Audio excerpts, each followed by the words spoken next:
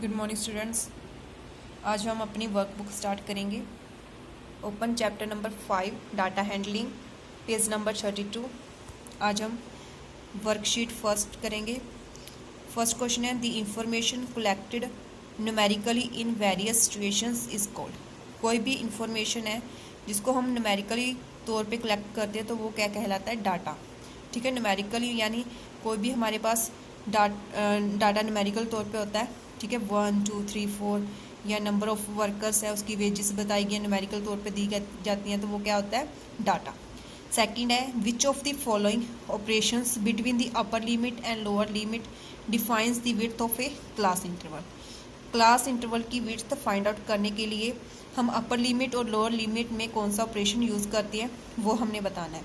ठीक है, जैसे हमारे पास हम क्लास इंटरवल ले रहे हैं, भी बच्चों के कुछ मार्क्स आए हैं 0 to 10 से 10 तक, 10 to 20।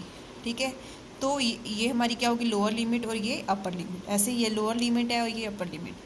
तो इन दोनों की विड्थ फाइंड करने के लिए हम क्या करते हैं? अपर लिमिट में से, ये अपर लिमिट है, इसमें से हम लोअर लिमिट माइनस कर देते हैं। क्या करते हैं? माइनस। तो माइनस का मतलब क्या आता है? डिफरेंस करना। तो कौन सा ऑपरेशन यूज हुआ? डिफरेंस। तो इसका सी पार्ट आएगा। थर्ड है, the number of times an item occurs in A data is called its. देखो, कोई भी आइटम है वो कितने टाइम्स आ रही है, ठीक है, किसी डाटा में, तो वो क्या कहलाएगी वो हमने बताना। हमारे पास कोई भी डाटा है, जैसे हमारे पास हम नंबर्स ले लेते हैं, 1 नंबर है, 2 नंबर है, 3 नंबर है। जैसे 1 2 1 1 2 2 2, ठीक है, 4 4 5 5 5, ऐसे कोई हमारे पास डाटा है। इसमें देखो, जो 1 है वो 2 टाइम्स आ रहा है। ठीक है, 2 कितने टाइम्स आ रहा है? 3 टाइम्स। और 4 कितने टाइम्स आ रहा है? 2 टाइम्स। 5 कितने टाइम्स आ रहा है? 3 टाइम्स। तो देखो, ये जो हमारे पास आइटम है या जो नंबर है वो कितने टाइम्स अकर्स हो रहे हैं, वो क्या कहलाती है? फ्रिक्वेंसी। जैसे हम इसका अगर टेबल बनाएंगे तो 1 2 4 5 है, तो इसकी फ्रिक्वेंसी लिखते हैं ना। 1 कितने टाइम्स आ रहा है? 2 टाइम्स। 2 हमारा 3 टाइम्स है। 4 2 टाइम्स है। 5 हमारा 3 टाइम्स है। तो ये क्या होगी? इसकी फ्रिक्वेंसी होगी। तो कोई भी आइटम कितनी बार वो अकर्स हो रही है, कितनी बार वो आ रही है, तो वो क्या कहलाती है? उसकी फ्रिक्वेंसी। नेक्स्ट है fourth, for which of the following a histogram is use to represent a data. किसी डाटा को रिप्रेजेंट करने के लिए हम इनमें से कौन से डाटा को रिप्रेजेंट करने के लिए हम हिस्टोग्राम का यूज़ करें? तो height of a student in a competition first है। बी है, the number of hours for which student of class 8th watch television. C है, the wages weekly wages in rupees of 60 workers in a factory. D है, all of the above. तो हम देखो, इन सभी में हम क्या कर सकते हैं? हिस्टोग्राम का यूज़ कर सकते हैं। ठीक है, तो इसका क्या आएगा? All of the above. इसका डी टिक करो। नेक्स्ट है fifth, a bar graph which represent 2 sets of data simultaneously is called. कोई भी हम बार ग्राफ है, ठीक है, अगर वो 2 सेट ऑफ डाटा, मतलब 2 डाटा दिए गए हैं, उसको रिप्रेजेंट करता है, तो उसको हम क्या कहेंगे?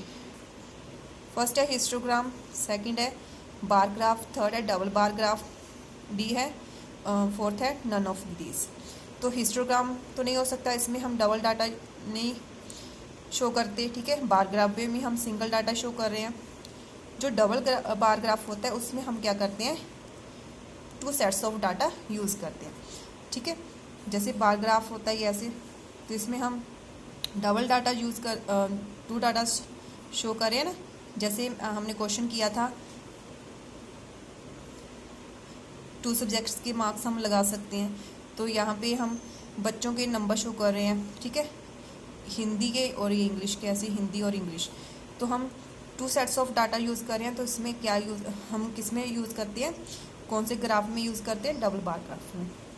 फिर नेक्स्ट है sixth, a pie chart is also called a pie chart is also called a. Pie chart को हम क्या कह सकते हैं? Bar graph. फिर है histogram, circle graph, none of this. तो देखो, हम पाई चार्ट को, पाई चार्ट सर्कल में होता है ना, तो ना ही उसको बार ग्राफ कह सकते हैं और ना ही हिस्टोग्राम, उसको हम सर्कल ग्राफ कह सकते हैं। तो आपका सी आएगा इसका। नेक्स्ट है 7th, width of the class interval 40 and 50। 40 और 50 क्लास इंटरवल की हमने विड्थ निकालनी है। तो विड्थ निकालने के लिए हम क्या करते हैं, अपर लिमिट में से लोअर लिमिट माइनस कर देते हैं। आप क्या करोगे, 50 में से 40 माइनस करोगे, कितना आएगा 10। तो इसका क्या आ जाएगा ए 10 आपकी क्या हो जाएगी, विड्थ हो जाएगी। नेक्स्ट है 8, width of the class interval x minus y is 25। Possible value of x and y can be. आपने क्या है, x minus y class interval है जिसकी विड्थ क्या आ रही है 25। आपने बताना है कि इन सभी वैल्यूज़ में से कौन सी x y की वैल्यू ले कि हमारे पास 25 आए। देखो अगर हम x की 60 और y की 25 पुट करते हैं तो हमारे पास 25 नहीं आ रहा। ठीक है, ऐसे ही हम b में पुट करते 40 और 25 तो भी नहीं आता। ठीक है, c की पुट करेंगे 50 और 30 तो भी हमारे पास नहीं आएगा। अगर हम x की वैल्यू 45 और y की 70 पुट करते हैं तो हमारे पास 25 आ रहा है। ठीक है, चाहे माइनस का ही आ रहा है बट हमारे पास इनकी जो विड्थ है वो 25 ही है। तो इसका क्या आएगा, डी। आपकी विड्थ चाहे प्लस में आए चाहे माइनस में आए, मतलब होनी चाहिए सी। नेक्स्ट है 9th, upper class limit of the class interval 100 and 120। अब इसमें अपर क्लास लिमिट कौन सी है क्लास इंटरवल की, ये हमारी लोअर लिमिट होती है, ये अपर। तो क्या आएगा 120। तो 120 हमारी अपर लिमिट है तो 120 आएगा। नेक्स्ट है 10th, lower class limit of the class interval 55 and 75। इसमें से लोअर लिमिट कौन सी है, ये हमारी लोअर होती है, ये अपर होती है। तो लोअर कौन सी आएगी 55। तो इसका क्या आएगा, बी।